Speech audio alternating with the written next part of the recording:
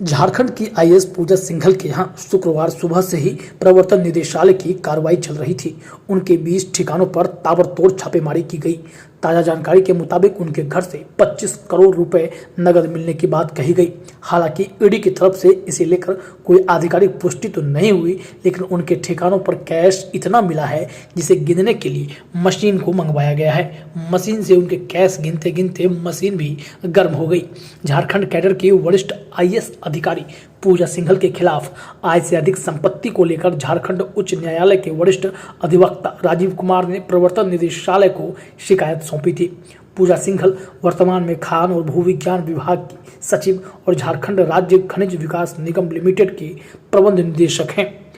आपको बता दें कि एक ऐसा वाकया हुआ था, उस वक्त पूरा कक्ष ठहाके से गूंज रहा था।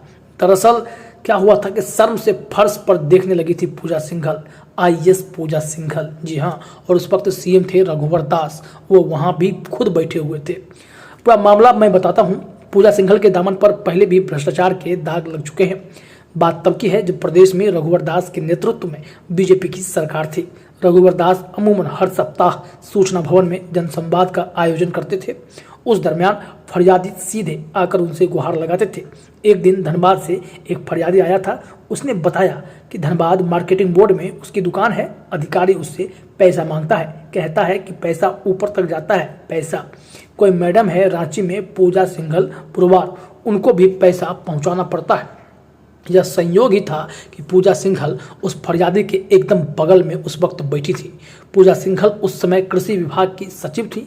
जब उस बुजुर्ग ने अपनी बातें रखी तो पूरा कक्ष ठहाके से गूंज उठा। थोड़ी देर के लिए रघुवर दास भी शांत हो गए। पूजा सिंघल शर्म से फर्श पर इस कदर देख रही थी मानो धरती फट जाए और वह उसमें समा जाए। ऐसी स्थिति उत्पन्न हो गई थी। झारखंड की वरिष्ठ आईएएस पूजा सिंघल के पति अभिषेक के आवास पर भी प्रवर्तन निदेशालय की छापेमारी चल रही है। आईएएस अधिकारी राहुल पुरवार से तलाक के बाद पूजा सिंघल ने अभिषेक से शादी की थी। अभिषेक झा के पिता, जो मुजफ्फरपुर जिले के सूचना एवं जनसंपर्क विभाग में अधिकारी के पद से सेवानिवृत्त हैं, उनके मुजफ्फरपुर आवास पर भी छापेमारी की गई। इसके बाद मधुबनी के उनके पैतृक आवास से उन्हें गिरफ्तार भी कर लिया गया है। साथ ही अभिषेक के रांची के रातू रोड स्थित एक ठिकाने और प्लस अस्पताल पर भी ईडी के अधिकारी जांच करने में जुटे हैं। ईडी ने इनके घर से छापेमारी में कई दस्तावेज जब्त किए। ईडी के अधिकारी पूजा सिंघल से जुड़े दस्तावेज की सघन जांच कर रहे हैं। तो ऐसा मामला है कि पूजा सिंघल पुरानी लुटेरी कही जा सकती हैं, जो लोगों के पैसे को अपने घर में जमा कर रही थी। यह जनता का पैसा था जिसे इन्हें घूस के नाम पर चाहिए था कि नोटों की खान जो कहते हैं। अवैध खनन का मामला अगर हो सकता है तो यह नोटों की खान थी। इनके घर में इतने पैसे मिले जो बेहिसाब थे।